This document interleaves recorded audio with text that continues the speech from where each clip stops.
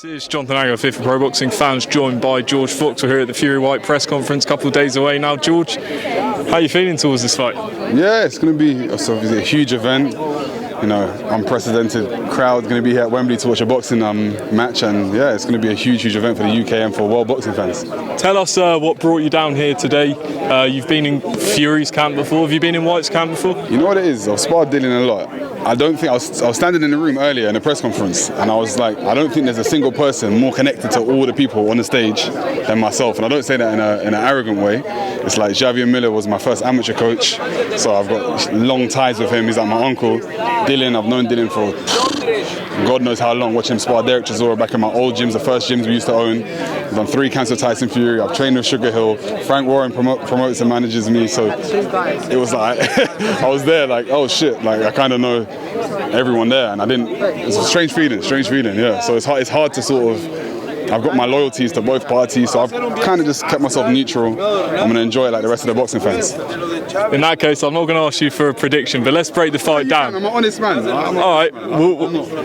Yeah, like I said, the way I see the fight going, I believe if Tyson Fury fights Dillian Whyte in the same manner that he did with Wilder in terms of closing the space, closing the distance, it's going to be a very, very dangerous fight. Dillian's got a lot of savvy catching counters, can fight on the inside, wicked body shots. It'll be a hard night. I believe if he boxes, I've had the luxury of doing 150 rounds with Tyson plus. So if he boxes Dillian, I believe that his foot speed is too high. I think that he would win quite comfortably in that method. But given the venue, the crowd, the state, the stadium, the atmosphere, things don't always go to script. Sometimes, the occasion, you get drawn into different kinds of encounters. So it'll be interesting to see how the fight progresses, and I'm sure there'll be a lot of adaptations made on the night. I know sparring, but how do you compare, say, the power between both men? I think it's no secret. I think Dillian Whyte has a better single punch knockout power. I think a large part of that is because a lot of the shots that he throws are from blind spots. So like I said, that catch counter left hook, he can throw shots that you can't prepare for. They say it's the ones you don't see that hurt or that knock you out. So I think that kind of is self-explanatory. Fury's more volume, big man, heavy man. It's more the unorthodox and timing of his shots and volume of his shots. So I think his one is more consecutive, breaking someone down, chipping away, and Dillian maybe has that single punch, explosive knockout power. Speed, how do you compare that? Again, it depends. There's not one face of speed. Speed has multiple names, multiple faces. So like I said, speed or timing also influences speed. So like Dillian has got incredible timing to catch and counter. Tyson is way more, you don't know when he's going to jab. It's very hard to read when he's going to jab, when he's going to hook, when he's going to throw a straight right, and it all comes off the feet. So in different ways, they're both faster than the other in different ways. What about IQ? Because people say Fury's got the best IQ you can have, but Dillian Whyte, some people say his may be underrated. What do you think? Yeah, going back on past interviews, I think you'll see I've always said that these two are number 1 and number 2 in terms of heavyweight IQ fighters with high IQ. And again, it's different. You won't see Tyson staying in the pocket as long, trading, catching and countering. I haven't seen Tyson maybe in his whole career catch and counter shots. That's not really his style. He likes to box on his terms. And so he'll work on behind feints and behind different entries in order to throw. Whereas Dillian is maybe a bit more malleable in those close quarters. So it's one of those ones. Again, in terms of complete ring generalship and stuff, I've got to edge Fury, but in certain scenarios, Dillian is also very, very crafty and can set you in a lot of traps. And tell us about the coaches, Javier Miller and Sugar Hill. How do you compare those?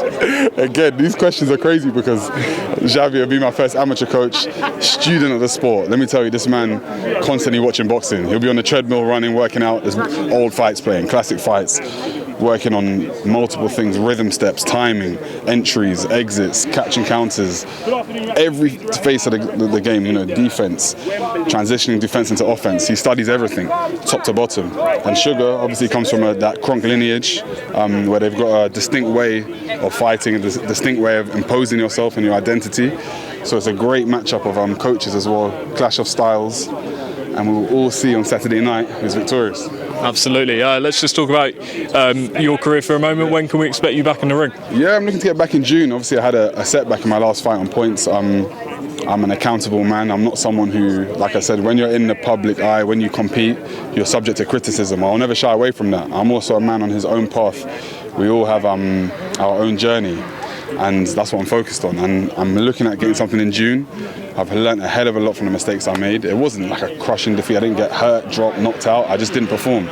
I've got my reasons for that. I'm not one to verbalise excuses. I know what happened, what I didn't do in preparation, and it's up to me to address that. And I came across a quote from a funny source actually the other day, and they said that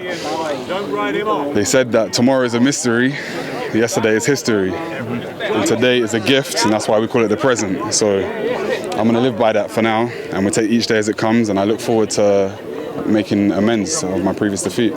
And what would be ideal for you this year by the end of the year? You know, a lot of British names, you just want to get back into the scene, get back into the mix, whether that's, you know, working towards that British title. Yes, look, I'm an honest person. My heart is bleeding because if I had won, I'd be fighting on this undercard, that's for sure. So it's a big event that I've missed out. But I'm going to use that pain as fuel to be able to do what I need to do. And look, there's a whole array of young talents out there, people that I can mix with.